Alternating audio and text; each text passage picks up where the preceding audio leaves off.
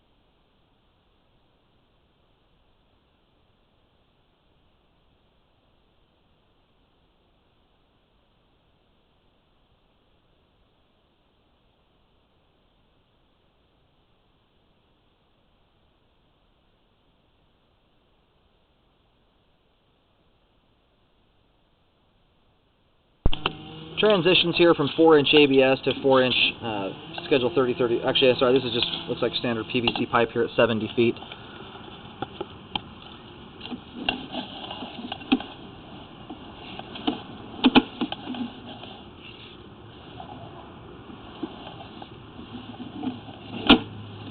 Do have some standing water here in the line.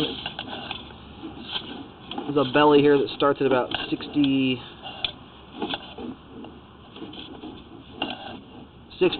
feet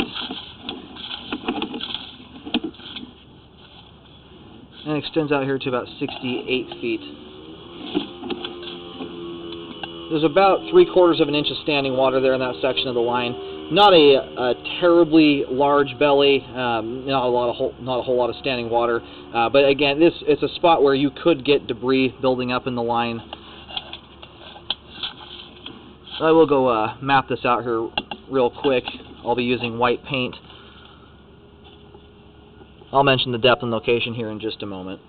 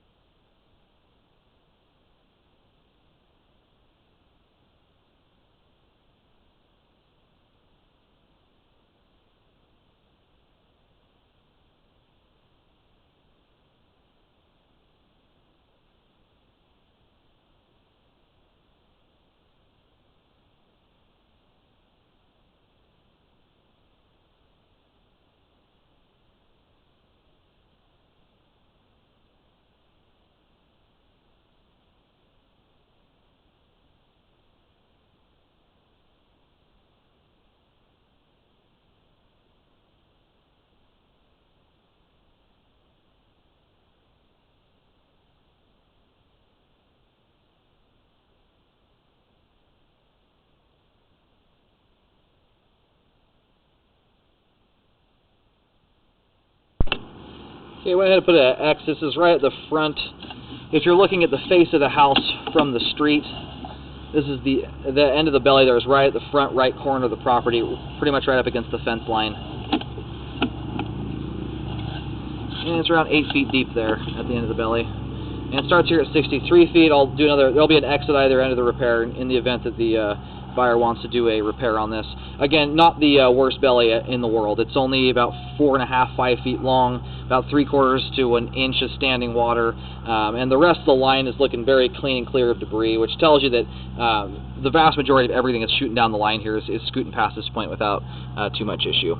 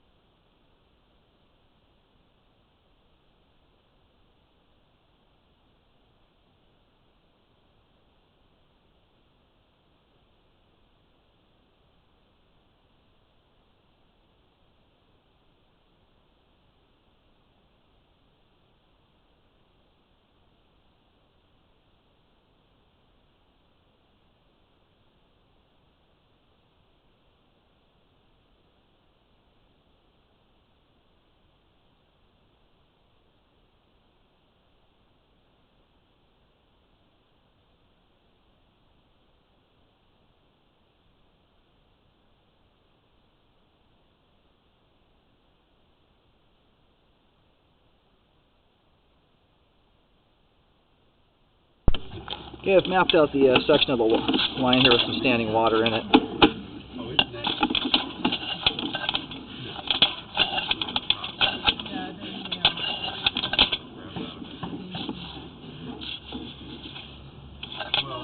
And you can see right here where that water line goes up to. It's barely an inch up the piece of pipe, the 4-inch pipe here. And it's at the front right corner of the property, mapped out with white X's. It's right around the 7-8 foot deep range. I'm going to continue rolling the camera back.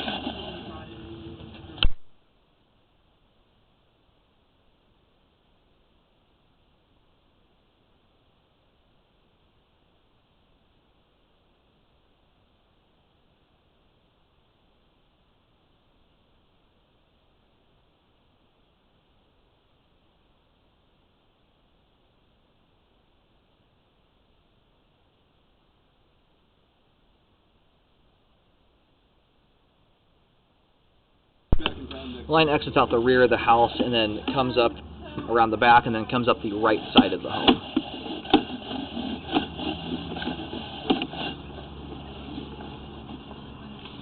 And we're just about to pull the camera head here out of the line.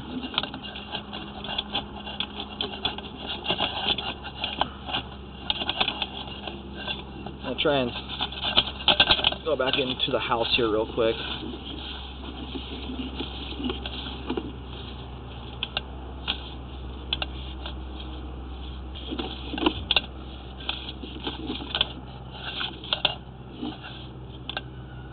Now that there almost looks like a root intrusion. I'm going to try and locate this. This is going back towards the house.